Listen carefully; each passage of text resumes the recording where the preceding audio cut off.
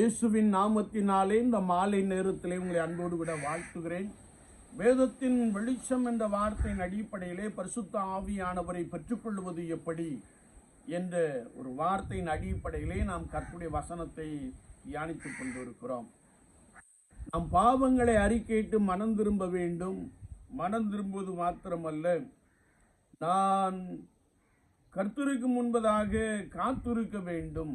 பிதாவின் வாக்குத்தத்தம் நிறைவேறும்படியாய் காத்திருக்க வேண்டும். மூன்றாவதாக, நாம் ஆண்டவரிடத்திலே கேட்க வேண்டும். பரிசுத்த லூக்கா எழுதின சுவிசேஷம் 11ஆம் அதிகாரம் 9 முதல் 13 வசனங்களை நாம் வாசிக்கின்ற போது,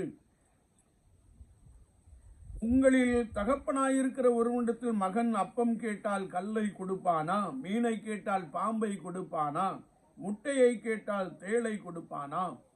பொல்லாதவர்களாகி நீங்கள் உங்கள் பிள்ளைகளுக்கு நல்ல ஈவுகளை கொடுக்க அறிந்திருக்கும் போது, பரம பிதாவானவர் தம்மிடத்தில் வேண்டிக் கொள்ளுகிறவர்களுக்கு பரிசுத்த ஆவியை கொடுப்பது அதிக நிச்சயம் அல்லவா என்று கர்த்தருடைய வார்த்தை சொல்லுகிறது.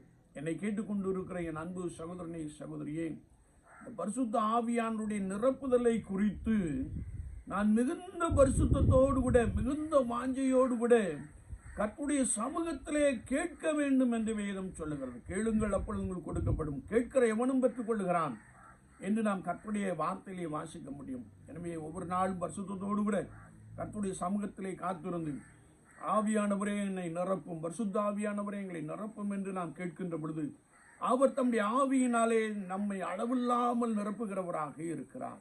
எழுங்கள், அப்பொழுது பெற்றுக்கொள்வீர்கள். ஆண்டவர் தாமே உங்களை நிறைவாய் ஆசீர்வதிப்பாராக. ஆமீன், ஆமீன்.